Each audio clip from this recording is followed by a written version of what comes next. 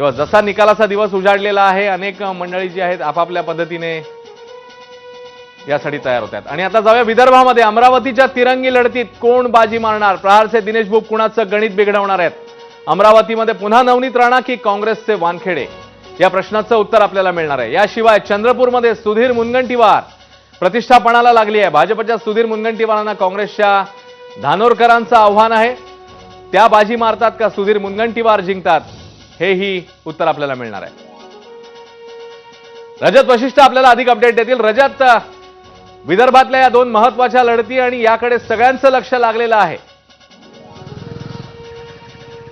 नक्कीच अश्विन, विदर्भाने गेल्या काही निवडणुकांमध्ये निर्णायक कौल दिलेला आहे, मात्र यंदा विदर्भाचा कौल कसा राहतो याकडे सगळ्यांचं लक्ष आहे। खरं पाहिलं तर 2014 आणि 2019 ची निवडणूक पाहिली तर महायुतीचा वरचष्मा या ठिकाणी राहिलेला होता। 2014 मध्ये 10च्या 10 जागा तर 2019 मध्ये 8 जागा महायुतीला मिळालेल्या होत्या। मात्र यंदा महायुती आपला गड कायम ठेवण्यामध्ये यशस्वी ठरणार का, हा सर्वात महत्त्वाचा प्रश्न आहे। जसं तुम्ही सांगितलं, अमरावतीमध्ये तिहेरी लढत आहे तर चंद्रपूरमध्ये थेट लढत आहे। मात्र नागपूरकडे ही सर्वांचं लक्ष आहे, कारण भाजपचे दिग्गज नेते नितीन गडकरी या ठिकाणातून मैदानात आहे आणि नितीन गडकरी हॅट्रिक साधणार का, याकडे सर्वांचं लक्ष आहे। नागपूरच्या मतमोजणी केंद्रामध्ये सध्या जे सरकारी कर्मचारी जे आहेत ते मतमोजणीसाठी आतमध्ये जात आहेत।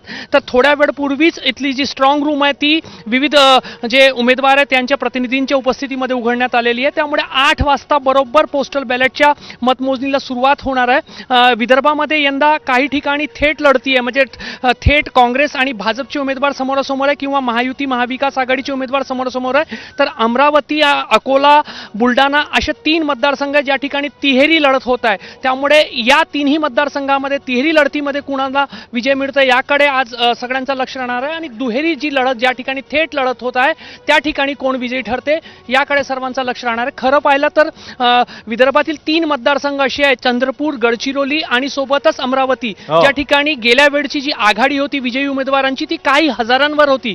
त्यामुळे या ठिकाणी पण चमत्कार घडते का हे पाहण्यासारखं राहणार आहे। इतर जे मतदारसंघ होते तिथे 1.5 ते 2 लाखांची आघाडी जी आहे ती विजयी उमेदवारांना होती, त्यामुळे त्या ठिकाणी काय होते हेही पाहणं महत्त्वाचं ठरणार आहे। अश्विन, खरे रजत, आणि आपण लक्ष ठेवून राहू या